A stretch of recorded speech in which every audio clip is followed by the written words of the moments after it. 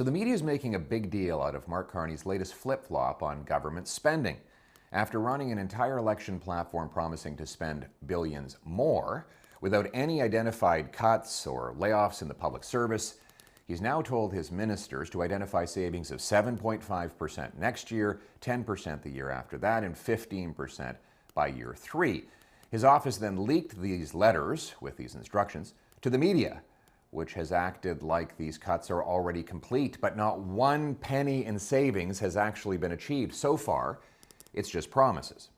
That said, it might seem too early to judge whether he is going to keep these promises. However, Mr. Carney has been Prime Minister since March 14th, 2025, so the fiscal year that started April 1st of this year has been entirely under his watch, and he has introduced what are called the main estimates. That's the big spending bill that authorizes government to push money out the door. How does that bill compare to the one that the Trudeau introduced a year earlier? And how does the spending of Carney compare in numbers, not image, to his predecessor? Well, let's take a look. Trudeau's last spending bill had the government spending $449 billion per year. Now, under Carney, that spending bill is up to $487 billion a year. That is an 8% increase in just 1 year. 8% is double the combined rate of population growth and inflation, so the cost is vastly outstripping the need. And remember, this spending is stacked on top of the already bloated costs that Trudeau left behind.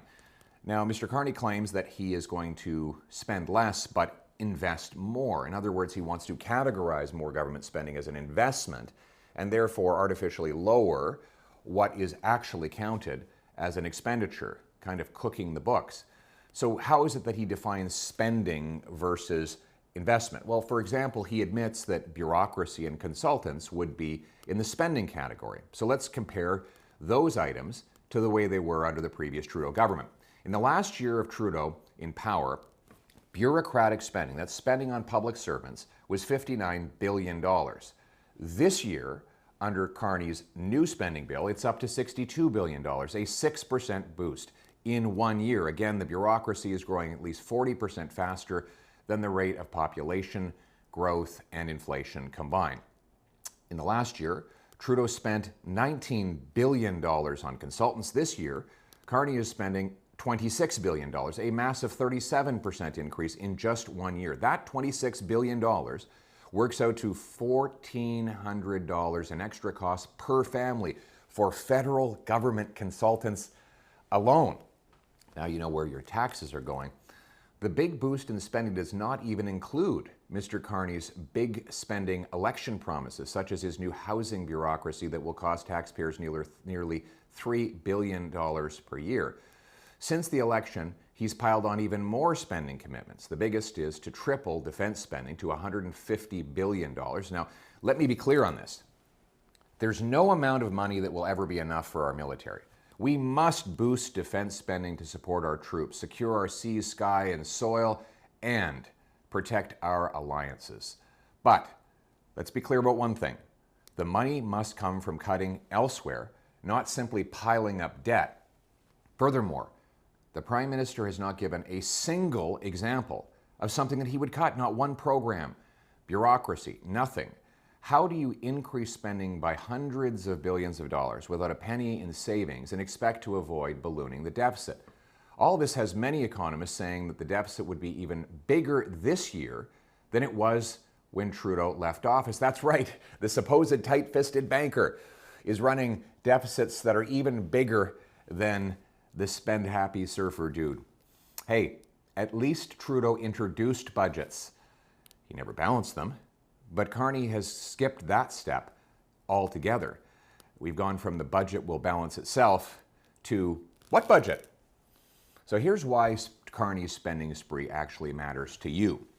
The first point is that deficits mean inflation today and tax hikes tomorrow. Governments have no money. Everything they spend comes from you through inflation, taxes, and debt, which is simply delayed taxation. When governments run deficits, they massively increase the supply of money in circulation. That means more dollars chasing fewer goods, which leads to higher prices. That's exactly what happened over the last 5 years when Mr. Carney, acting as Trudeau's economic advisor, push for more money printing deficits, that he said it wouldn't cause any inflation, yet we got the worst inflation in 40 years with 2 million people lined up at food banks every single month, and an entire generation of young people priced out of homes for the first time in our nation's history. Carney's money printing policies likewise caused a housing crisis in the United Kingdom and left it with the worst inflation in the G7. Even Liberal economists are saying that Carney's plans will require a massive sales tax hike. The second reason why this spending and borrowing is dangerous is that it threatens our cherished social programs. In fact, based on Carney's current spending plans, which don't even include the many unbudgeted election promises, interest on our national debt will rise to $70 billion by the year 2029-2030. For reference, the Canada Health Transfer, that's the total number of federal dollars that we give to provinces for hospitals, will only be $65 billion. So you'll have $70 billion for interest and $65 billion for health care. That means Carney will spend more on bankers and bondholders than on nurses and doctors. Higher debt, taxes, and inflation, worse services. You pay more to get less when governments overspend and cook the books. Speaking of books, you can't judge a book by its cover. Just because Liberals replaced a surfer dude with a clean-cut central banker does not mean they are any more responsible with money. To the contrary, Carney is making the matter worse than his predecessor, Justin Trudeau. The solution is to do the opposite of what both Carney and Trudeau have done. We need to cut bureaucracy, consultants, corporate welfare, and foreign aid. Also, we need to pass a dollar-for-dollar law requiring the government find $1 of savings for each new dollar of spending. And we need to boost economic growth by repealing anti-resource laws like C-69, the anti-pipeline law, the ban on offshore shipping of our oil, the energy cap, and more. Axing the capital gains tax on reinvested earnings in Canada will bring hundreds of billions of dollars back and cause a massive economic boom.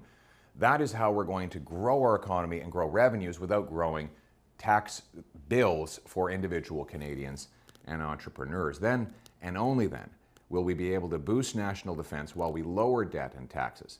But we will need a new Conservative government to do that, because Liberals either cannot or will not, no matter who they put in the window.